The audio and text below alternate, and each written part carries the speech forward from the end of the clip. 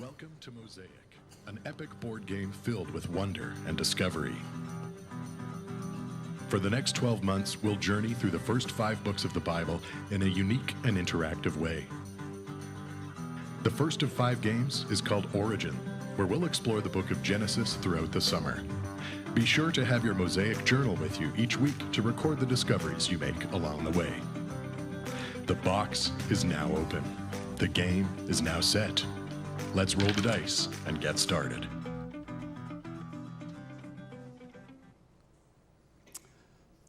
In our series called Origins, we've arrived at chapter 32 in Genesis. The same night he arose and took his 2 wives, his 2 female servants, and his 11 children, and crossed the ford of the Jabbok.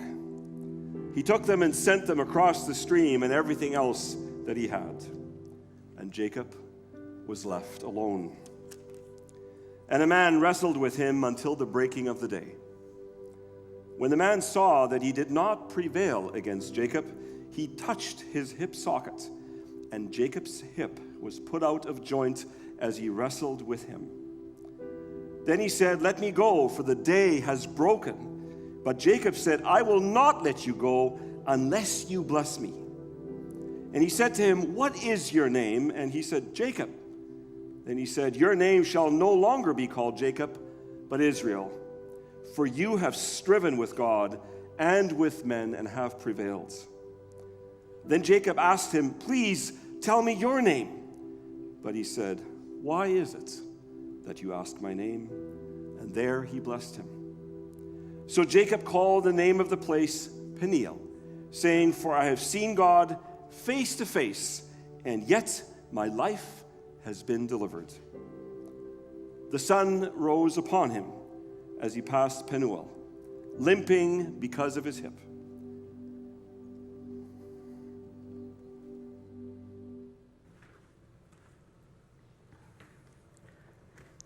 Good morning, TMP. Those of you who are in the back or in the balcony are probably fortunate today, rather than the ones up close or watching on video, because this is my face. I had a rather unfortunate encounter with a bee on Friday. It is only mildly itchy. It looks far worse than it is on the inside, so probably the greater discomfort is for you than for me. I just wanted to name it and sort of put that out of the way. Feel free to look at the screen or close your eyes if you find me distracting. I had thought that showing this picture of me would be the humbling moment before I knew about this, but look at this picture. Oh, see, there we go. That's me, junior high. I remember exactly where I was standing by the lockers in junior high, having a conversation with one of my very best friends. And I remember saying to her, "I'm not very pretty, and I'm not very cool, and so I accept the fact that it is quite likely that I will never get married. And I think I can be okay with that. But the only thing is I really, really want to be a mom, and I think I have to find a way how to be a mom, even if I don't have a husband. I could live without being married, but I couldn't live without being a mom." Teenage drama, am I right? Then I did find a man who I thought at the time was the love of my life, and we got married. Then we went to seminary in California. I was the sole breadwinner for a time, so having a baby was not an option, and our health insurance didn't allow me to be in the United States when I was more than 6 months pregnant. So we studied there for 2 school years, and I counted down the months until 6 months before we were to move back to Canada. When we left Canada, when we left for Canada, I was more than 4 months pregnant. I was so excited for this new chapter and fulfillment of this long-held dream. After a time, we got back, and something went terribly wrong. My water broke far too soon. I remember the doctor that night at the emergency room saying, "I think you have your dates wrong." I said, No, I do not have my dates wrong. Trust me, because I was very sure of my dates. We argued back and forth. We found out later that day the reason why she was right and I was right was that I was carrying not 1, but 2 children, so I measured larger. I was admitted to St. Boniface Hospital, and I was put on complete bed rest with my head lower than my feet in an endeavor to provide a just barely hospitable enough environment for these 2 babies to hold on to them just long enough for them to be able to have a chance at life. Those were very long days and even longer nights as I lay in bed 24/7 with so much time to think and pray and be terrified. This pregnancy was a dream come true, and now their lives were in danger. My body had failed them. I was being a terrible mother in that I could not provide what these babies needed to be able to grow safely inside of me. I struggled with all sorts of nightmarish questions in those long nighttime hours as I struggled with doubting myself and my ability to be a mother in the way that I had dreamed of all my life, and wondering why God would have it in for 2 babies who had never had any chance to do anything wrong. I prayed endlessly and was wanting to have faith, and I was wanting to figure out how I could trust God regardless of how things went. I knew that just because I prayed for their survival didn't mean they would survive. But why would God allow a pregnancy that was so wanted, so desired, and then double the pregnancy with twins, and then snatch it away? It seemed like a very cruel joke. Did God love me? Did God want me to be a mother? And what did it mean about God if these babies died? One morning, the nurse came in for my favorite time of day when I would have a chance to listen to their heartbeats. She couldn't find them. There was silence. The head nurse came in to see if she could find the thump. Nothing. They had died. Later that day, I gave birth to stillborn twins, Brandon and Matthew. If I thought I struggled that day, and if I thought I had struggled those weeks in the hospital, it was nothing compared to the weeks and months after. The raw ache of grief, combined with the spiritual struggles from prayer being answered differently than I had hoped, from doubting myself, wondering about who I was, who God was, and what life was like in the middle of the pain. I remember thinking that my grip on sanity was fragile, and I wondered if I was on the edge of literally going crazy. Today, we continue our story in Genesis. When given the opportunity to choose which chunk of scripture I would speak on in Genesis, I jumped at the chance to speak about the struggle of Jacob that Pastor Bob just read. Hands down, the most wrestling that I have had in my life was the internal battle that I faced in the months after the birth of Brandon and Matthew. Frankly, I frightened myself, and I usually don't share the story because it is so private and the struggle is so intense. But I had to admit that maybe my struggle of story isn't so especially unique and awful. Because some of you are quickly flashing to your own experience of wrestling, agony, questioning after a huge loss, a catastrophic mistake, some way in which your world is shaken up, turned upside down, and it challenges who you are, who God is, and how any of this makes sense. Sleepless nights, the looping of some thoughts over and over and over, tortured prayers, and then not praying at all. Struggle is hard, but then often as followers of Jesus, we pick up some phony baloney theology that says Christians just trust and love and have faith, and then now we also struggle with the fact that we are struggling. As a therapist, I work with clients, by definition, during times of struggle. They come because they're stuck and experiencing pain in a moment of their lives that they are looking to get past, and they ask for my support. It can be about any number of things, and when you think that you have seen them all, somebody will come in with something new. But always, always, the common component is struggle. Difficult times are hard in themselves, but they so often open up a Pandora's box of questions that require wrestling. A special area of interest for me as a therapist is working with people for whom faith is important. There's often this extra challenge, an extra layer of struggle as people of faith struggle with their struggle, asking themselves things like, why is my faith insufficient as I struggle with this? Or, if I was a good Christian, I shouldn't be finding this to be a problem. Or, maybe if I'd prayed more, or if I had done this or that, God wouldn't have done this to me. Digging into the story of Jacob these last weeks has just increased my passion for walking with people in the middle of struggle. I invite you in and along with me as I share the experience that I have had in developing this new appreciation. One of the things that I have noticed, and that this text points out, is that these huge struggles often connect back to our identity.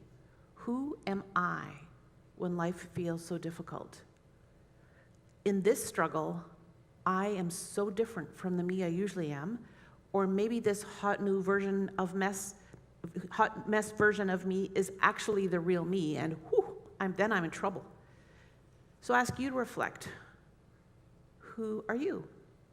And how has struggle transformed how you see yourself? How has struggle wounded you, crushed you, changed you, transformed you? Maybe for better or for worse. Maybe you're adopted, or you've experienced abuse, or had substance abuse in your family. Maybe you were the kid in the class whose family needed a hamper at Christmas, or you'd only ever been complicated or known for a single attribute, and somehow that defines you. Maybe you were the kid at university from the wrong side of the tracks, or you're the immigrant with the accent, or the one with a criminal in the family. So often, people have had the bad things that people have done to them or their life experience they had no choice in define who they are.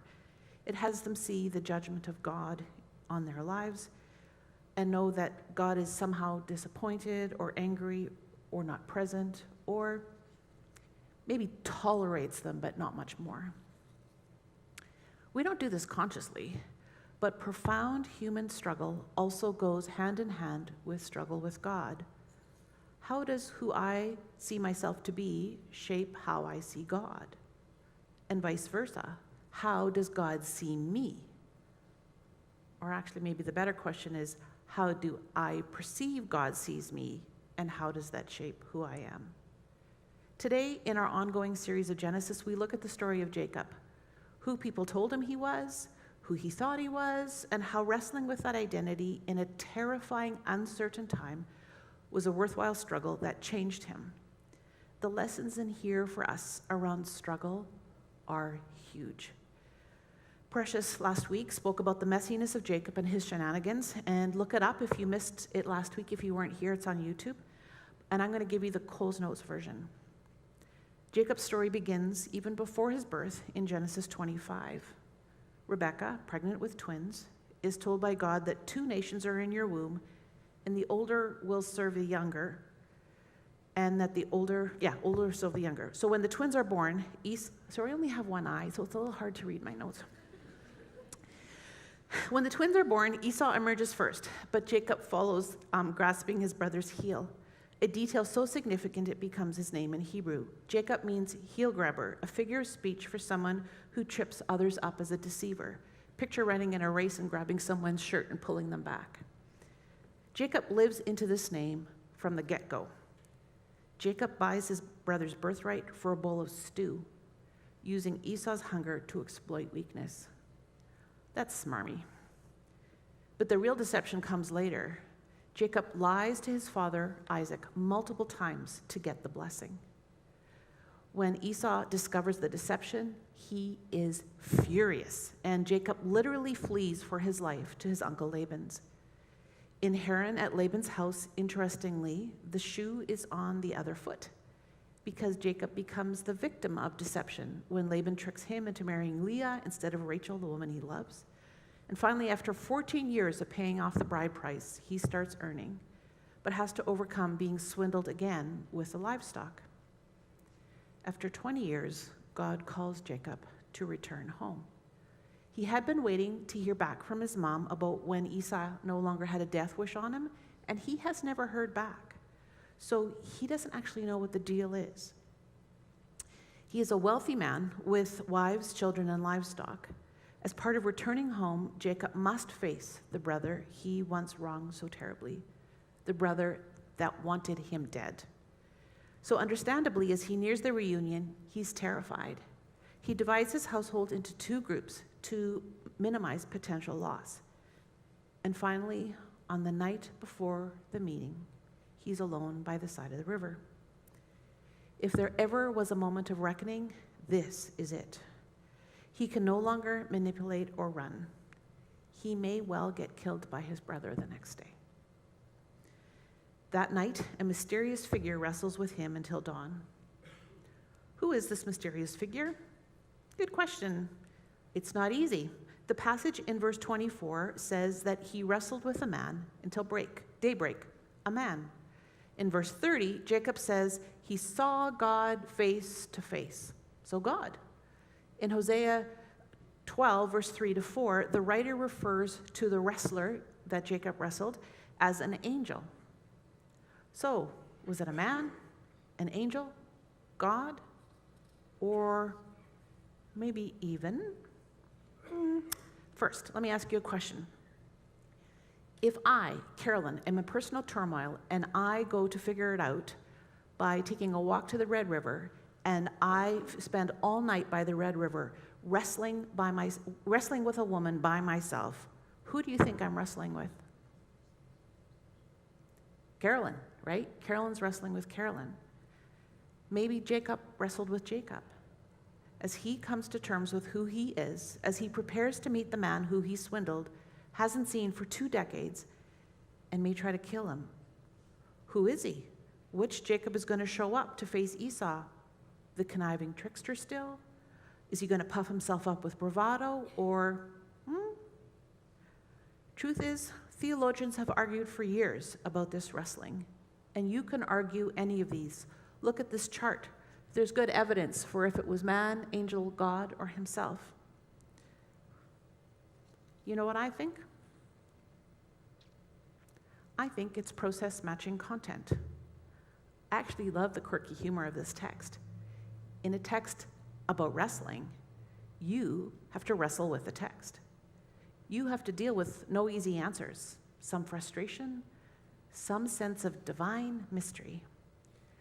Maybe it was a combination or a hybrid. I don't know. And I think not knowing is part of what I love most about this story. It's like God himself is saying, wrestle with the text about wrestling. I mandate struggle. So Jacob wrestles and wrestles and wrestles all night long. God, angel, man, Jacob, self, we don't know. At some point, the other wrestler breaks Jacob's hip. The core of his body, where his strength comes from, is now broken. It's bad.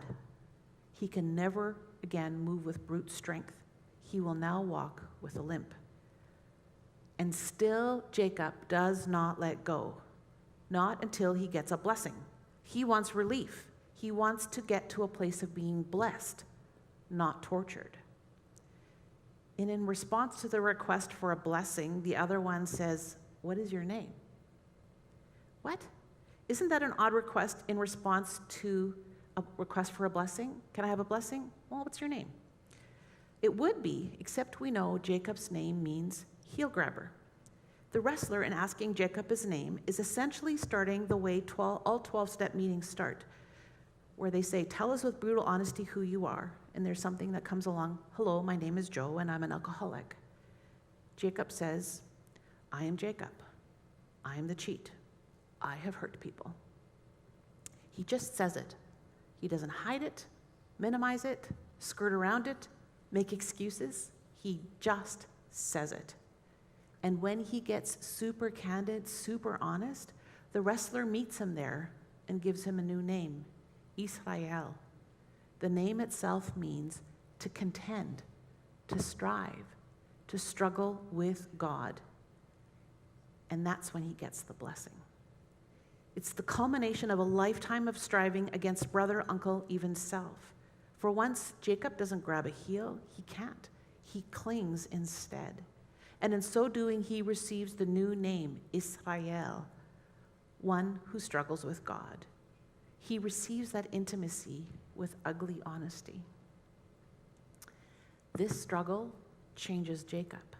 The next day, he's still scared to meet Esau for sure, but the next chapter of Genesis outlines vulnerability, humility, tenderness, consideration, and genuine reconciliation between the two of them. Jacob isn't his usual jerky self. He actually does all the things to demonstrate that he is giving back the blessing that he stole, that he got from his father in a theft sort of way. He gives it back to his brother. He faces this encounter with his brother in a spirit-led, sacred sort of way. The wrestling, it chipped away at his hard edges. It had him come to terms with himself, who he was, and he could show up to meet Esau in a kinder and softer way than in earlier chapters. He was profoundly respectful to Esau. Here's the thing. Jacob becomes Israel. And we talk about Israelites, the descendants of Israel, but we also talk about the patriarchs being Abraham, Isaac, and Jacob, the old name. Jacob becomes Israel, the only name in the Bible where when God gives a new name, that new name doesn't become permanent and defining, never to see the old name again. For example, in Genesis 46, verse 2, we read, God spoke to Israel, old name, or new name, in a vision during the night and said, Jacob, Jacob, old name. Here he is with both names in the same sentence. I Googled it, and hermeneutics.stackexchange.com says that after this point in Genesis, Jacob is used 35 times and Israel 39 times. That might seem confusing, unpredictable, inconsistent, but by now, you can predict my response. The inconsistency is a sign of more wrestling. That night by the river where Jacob is given the name Israel is deeply defining for him. But the struggle isn't over. Life is not that simple. You know, have a terrible, horrible, dark night of the soul event, and suddenly you're a new person who doesn't struggle with any of those things you did before. That has hardly worked for anyone ever. Jacob Israel got to a new place that night, knowing who he was and feeling that blessing, the delight of God on him as a person that was far from perfect, but finally was really honest in a way that allowed for that intimacy. And then he had to figure out who that new person looked like and what it meant for him. He was a new person who still struggled like he used to. The transformation was real, but not instant. And what I like about that is that it allows us to have significant moments, like literally come to Jesus moments in our lives, and we don't have to beat ourselves up when we find some of that old crap creeping in. And we can continue to wrestle with resentment, temptation, the burden, the painful pattern. Jacob's wrestling with God has shaped my thinking around struggle, and this is what I have learned. Number one, struggling isn't failure, it's formation. We learn and grow in struggle. Engaging in struggle means we are prepared to lean into basic, huge questions of identity and faith. That means that struggle is one of the most courageous and important tasks that we can take on in life. Number two, struggling, fighting the good fight, is meeting God. It's not a lack of faith. It's a sign of faith. It's not letting go of God. It's pursuing God. It's trusting that God can handle the struggle. Because, of course, anyone that can create the universe can handle your struggle. Trust me. Number three, struggling shapes who we are, who we see God to be. It's deeply defining, and it's hard. To be that honest with ourselves is pursuing the feeling of being blessed and known and accepted by God. But why wouldn't you want to engage in that struggle? Number 4, struggle produces injury. It's not pretty. It doesn't end with a tidy bow. For example, trauma is a thing, trust me, and it continues. The effects linger. And number 5, struggle doesn't end with tidy answers. It ends with growth, a new identity, increased wisdom, but not tidy answers. We need to know that struggling is okay, and struggling with struggle, just as we struggle with who Jacob struggled, is part of the deal. So let's shorten all of these 5 points into just one main point. Struggling with God and with ourselves is an essential and beautiful part of the believer. If you leave with one thought this morning, let it be this one. Some of you were in church last week and you heard this question in response. Please. You say that God does not withhold his love from us. You say that we don't have to do anything, but sometimes I feel so far from him that I don't know how I can reach him and his love. What do you recommend? What should I do to experience his love for myself? Hard question. And I struggled with that for a lot of my life, Christian walk with God, where I was serving God and I was serving in the church and I was doing all these things, but when I heard anything about the love of God, something in my heart just tensed up and literally even got me angry. I don't know what that was, and I don't know how I walked through it, but what I do know is at some point it started making sense that God loves me. And the fact that God loves us and we don't feel it is not a function of whether or not the love is true. It's not a function of whether or not the love is there. It's because our hearts in that moment, we feel like we can't accept it. Maybe there's even some sense of pride where we feel like we have to achieve something to receive it. But it is there, and it is a gift, and it's been given. All we have to do is accept it, and then accepting it means that we have to change our reality to that fact. And sometimes your emotions will need to catch up with your understanding and with your acceptance, and that's okay. For me, it took a while for my emotions to catch up, but I was surrounded by people who kept reminding me of that. I would come to church and hear about God's love, Good, Good Father. I hated that song for a long time, but one day it just made sense. I stopped resisting, and I'm praying the same for you. Whoever you are, I'll be praying for you. I don't know who you are, but I don't think there's anything I could say really other than just open your heart, and the truth is the truth. Accept it.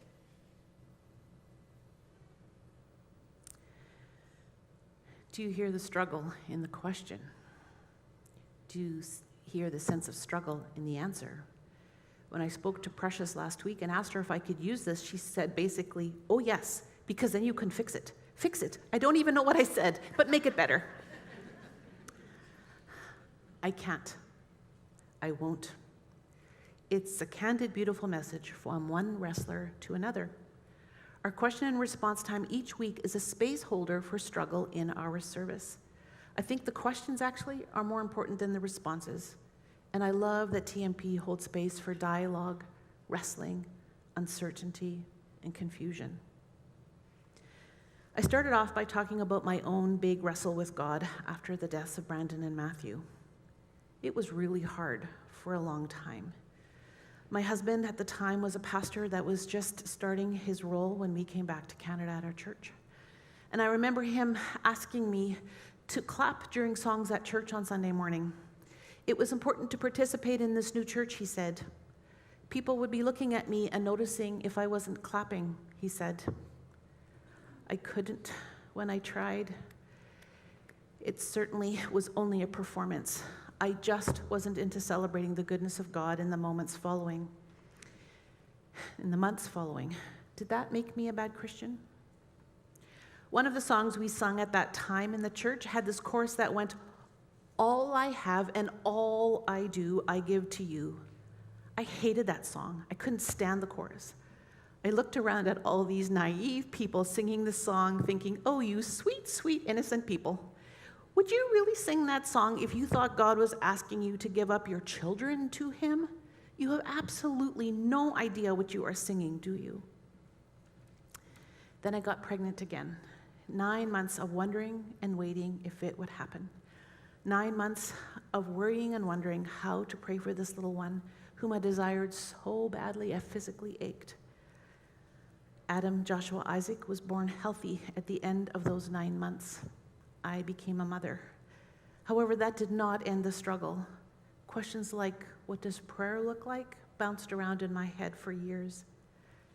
But I will tell you this, life got complicated in a way that I am grateful for. I understand grief and pain in ways that I wouldn't have without that wrestling. I have a more nuanced understanding of the love of God. I think it changed how I became a therapist. More thoughtful, less platitudes, no quick fixes.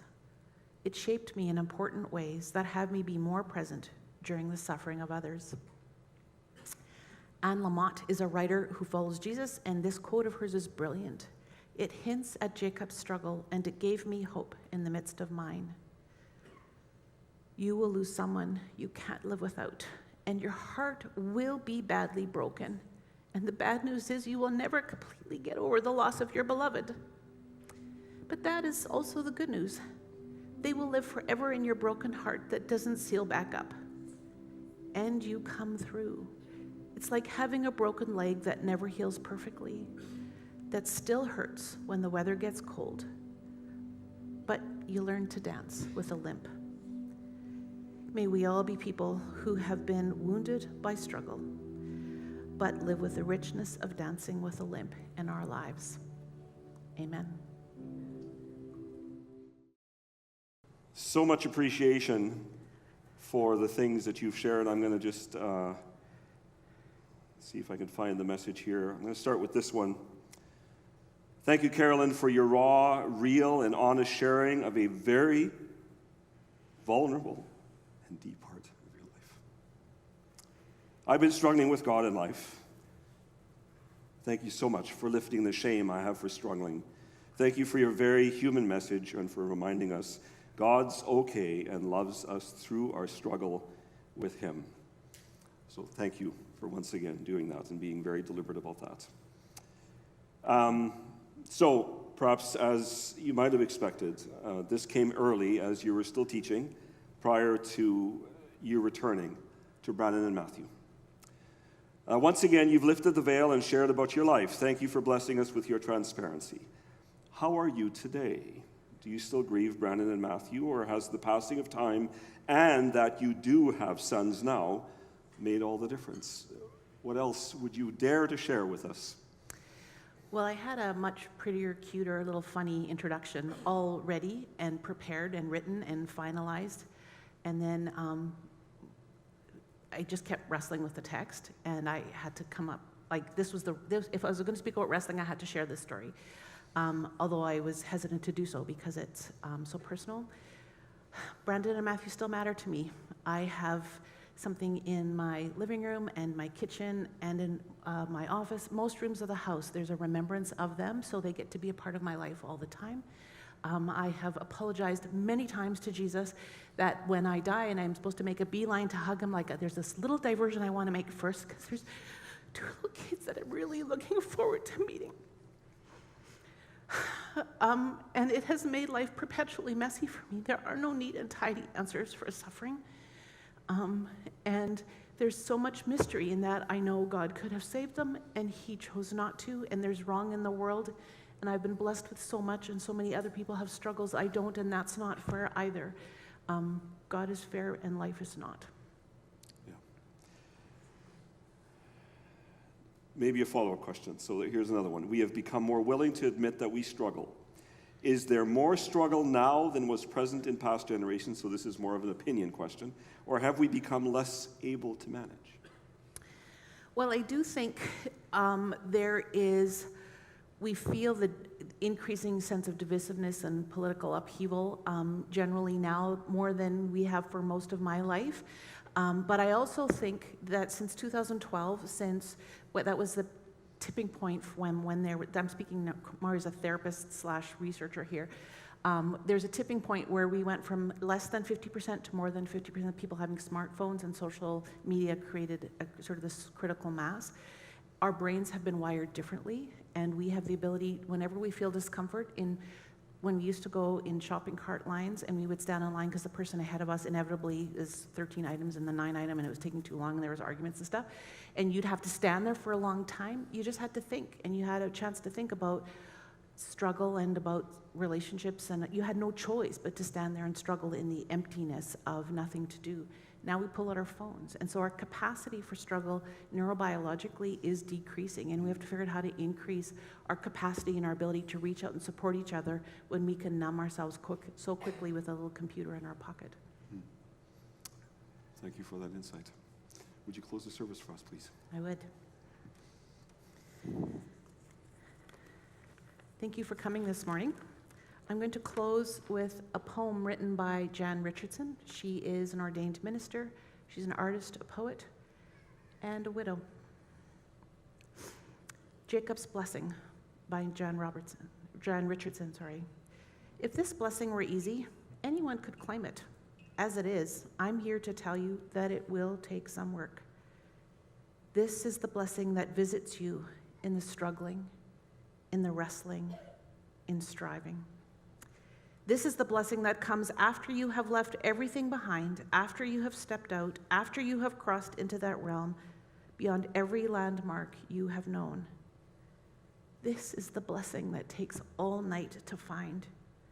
It's not that this blessing is so difficult as if it were not filled with grace or that love that lives in every line. It's simply that it requires you to want it, to ask for it, to place yourself in its path. It demands that you stand to meet it when it arrives, that you stretch yourself in ways you didn't know you could move, that you agree to not give up. So when this blessing comes, born in the hands of the difficult angel who has chosen you, do not let go. Give yourself into its grip. It will wound you, but I tell you, there will come a day when what felt to you like limping was something more like dancing as you moved into the cadence of your new and blessed name. Go into this week as blessed and limping strugglers, knowing you follow the one that meets you in the struggle. If you'd like people to pray with you and for you, please come up to the front. Have a good week. Amen.